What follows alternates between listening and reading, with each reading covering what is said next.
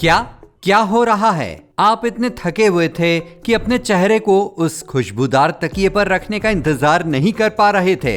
आप रात के 9 बजे मुश्किल से ही अपना सिर उठा पा रहे थे। अब आप बस बिस्तर पर घूम रहे हैं, पोजीशन बदल रहे हैं। अचानक सब कुछ इतना अनोइंग हो गया है। क्या अपने पैरों को ढकना बेहतर है या उन्हें खुला छोड़ देना चाहिए? क्या आपको अपनी पीठ के बल सीधे बाएं या दाईं ओर सोना चाहिए? आपकी खिड़की से चांद की रोशनी आ रही है, इसलिए आप कोने में दूसरे बिस्तर पर एक नजर डालते हैं। वहाँ पर आपका फ्रेंड इतनी गहरी नींद सो रहा है, लगभग 1 मिनट के बाद ही सो गया था। कितना अनफेयर है। आप एक साथ रात इसलिए बिता रहे हैं क्योंकि कल आप दोनों पास के शहर में एक छोटी सी ट्रिप पर जा रहे हैं। बेशक आपको सुबह 5 बजे उठना होगा। ओह, और अभी टाइम देखो। आप सो क्यों नहीं सकते? क्यों? पिछले हफ्ते आप और कुछ दोस्त जंगल में कैंपिंग करने गए थे और आपकी स्ट्रगल सिमिलर थी। आपने सारा सामान कैरी करते हुए घूमने, खाना बनाने, कैंप फायर के पास घंटों बातें करने के एक लंबे दिन के बाद आप बहुत थक गए थे। आपकी आंखें आधी बंद थी। आपको लगा था कि आप कुछ ही सेकंड में सो जाएंगे, लेकिन फिर कुछ भी नहीं। आंखें पूरी तरह से खुली हुई थीं। हर छोटी बड़ी चीज आपको परेशान कर रही थी और सोने की कोई भी पोजीशन सही नहीं थी। तो मैं आपसे पूछता हूँ, क्यों? The first night effect. इसीलिए इसे ये ही कहा जाता है जब आप एक नई जगह पर सोने के लिए स्ट्रगल करते हैं। नींद बहुत अच्छी चीज है, लेकिन एवोल्यूशन ने इसे समय समय पर हमारे लिए थोड़ा इनकन्वीनियंट बना दिया है। सोते समय ब्रेन असल में कुछ घंटों के लिए बंद हो जाता है। ये आपको बहुत अनप्रोटेक्टेड छोड़ देता है। आप किसी भी आने वाले खतरे को देख नहीं सकते हैं, या अगर कुछ होता है तो अपना बचाव नहीं कर सकते हैं।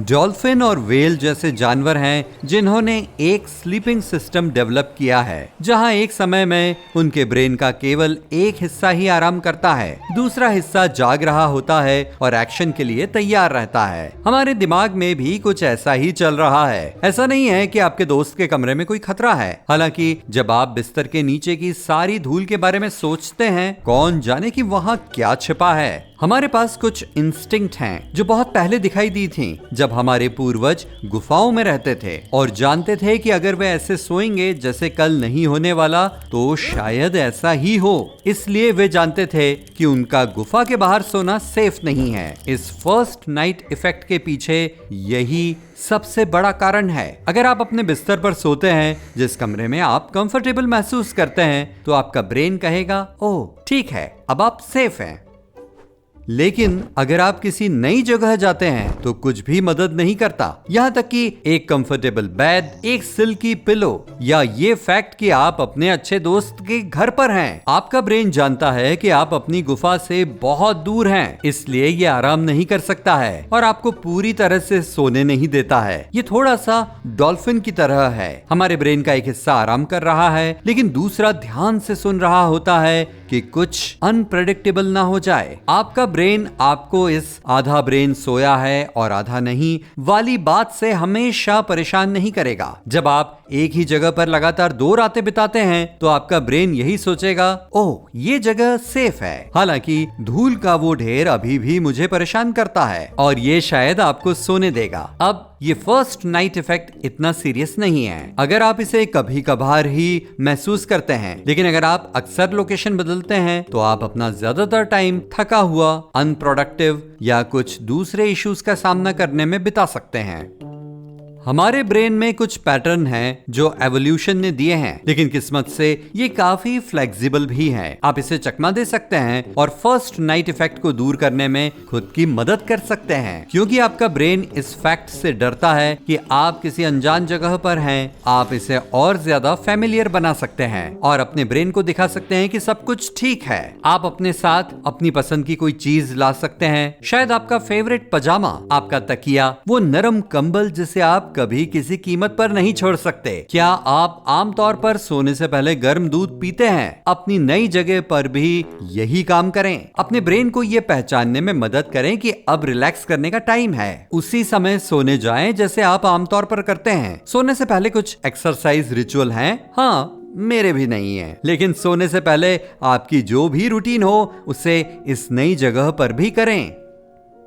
अगर आप किसी होटल में एक कमरा बुक कर रहे हैं तो ऐसा रूम ढूंढने की कोशिश करें जिसमें आपके घर के जैसा ही बेड हो। अगर आप आमतौर पर एक डबल बेड पर सोते हैं तो एक किंग साइज बेड पर फैल कर सोना अजीब लग सकता है, या बस अपने फेवरेट पजामा साथ लाएं, ये सस्ता रहेगा। आप जो कुछ भी करते हैं वो मदद करने की गारंटी नहीं देगा, लेकिन एक शॉट तो बनता है। एक और बात, जब आप किसी ऐसे इंसान से मिलते हैं जो कहीं भी सो सकता है तो क्या आपको चिढ़ नहीं होती? लेट सच में बहुत अच्छा लगता है अपने आप को कंबल के गर्म ढेर के नीचे रखने में। और ओह माफ करें, वैसे नींद इंपॉर्टेंट है। हमें सरवाइव करने के लिए सचमुच इसकी जरूरत है, ठीक वैसे ही जैसे हमें खाने या पीने की जरूरत होती है। हम अपनी लाइफ का लगभग 1/3 हिस्सा सोते हुए बिताते हैं। वैज्ञानिक अभी भी हमारे सोने के सभी कारणों को नहीं जानते हैं, लेकिन उन्हें अब तक जो मिला है वो ये है, हम एनर्जी स्टोर करने के लिए सोते हैं। 8 घंटे की अच्छी नींद हमारे एक एनर्जेटिक प्रोडक्टिव दिन के लिए जरूरी एनर्जी पैदा कर सकती है। हमारी बॉडी को सोते समय खुद को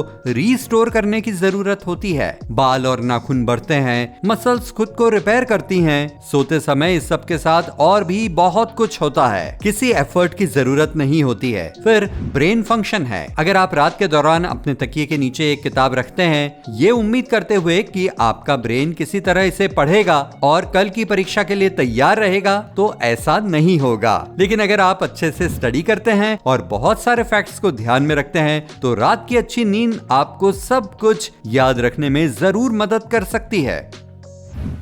एक ब्राउन बैट दिन में लगभग 20 घंटे सोता है, जबकि एक जिराफ केवल थोड़ा ही सोता है, आमतौर पर 5 मिनट के मिनी पावर नैप में। वो बेचारा जिराफ नहीं जानता कि वो क्या खो रहा है। बिल्लियां लाइफ का मजा लेना जरूर जानती हैं। वे अपने जिंदगी का 2/3 हिस्सा सोने में बिताती हैं। रैंडी गार्डनर ने 1964 में बिना नींद के सबसे लंबे समय तक रहने का रिकॉर्ड बनाया। वो 17 साल के थे जब वो 11 दिन या 264 घंटे तक जागते रहे। इसे घर पर या कहीं भी ट्राई न करें। पीटर पावर्स ने अपोजिट रिकॉर्ड बनाने का फैसला किया और लगातार 8 दिनों तक सोए रहे। ये बढ़िया है। उन्हें बाथरूम जाने के लिए उठना कैसे नहीं पड़ा। अगर आप बिस्तर पर लेटते हैं और लगभग तुरंत ही सो जाते हैं तो इसका मतलब है कि आप सच में थके हुए हैं और स्लीप डिप्राइव्ड हैं। आइडियली आपको सोने में लगभग 10 से 15 मिनट का समय लगना चाहिए।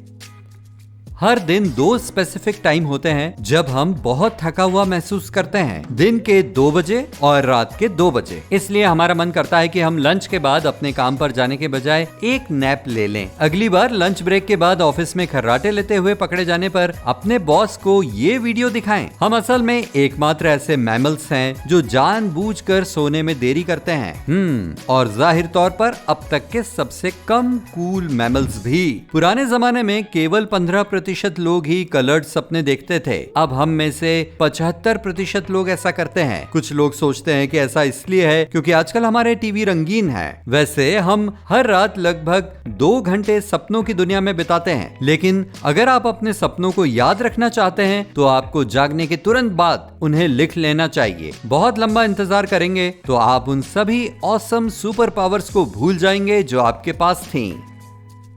एक एवरेज रात के दौरान आप लगभग 20 बार सोने की पोजीशन बदल सकते हैं। आपकी फेवरेट पोजीशन आपके कैरेक्टर के बारे में बहुत कुछ बता सकती है। अपनी बाहों को तकिए के ऊपर करके अपनी पीठ के बल लेटना स्टारफिश पोजीशन कहलाता है। इस तरह से सोने वाले अच्छे लिसनर और सेल्फलेस इंसान होते हैं जो दूसरों की मदद करना पसंद करते हैं। साथ ही ये स्लीपर आसानी से बेफिक्र हो जाते हैं। फिर फ्री फॉलर पोजीशन आती है जब आप अपने हाथों को तकिए से ऊपर करके पेट के बल होते हैं और आपका सिर साइड की तरफ हो जाता है। कुछ लोग कहते हैं कि ये स्लीपर क्रिटिसिज्म को अच्छी तरह से नहीं लेते हैं और काफी डायरेक्ट होते हैं। आखिर में यर्नर वो होती है जब आप अपनी दोनों बाहों को अपने सामने फैलाकर अपनी साइड पर करवट लेकर लेटते हैं। इस तरह का स्लीपर थोड़ा कॉम्प्लेक्स होता है लेकिन बहुत खुले विचारों वाला भी होता है। वे डिसीजन लेने में धीमे होते हैं लेकिन एक बार फैसला लेने के बाद वे उस पर टिके रहते हैं। आपके बिस्तर में पहनने वाले जैमीज का टाइप और स्टाइल भी बहुत कुछ कहता है, लेकिन हम उसे दूसरे वीडियो के लिए छोड़ते हैं।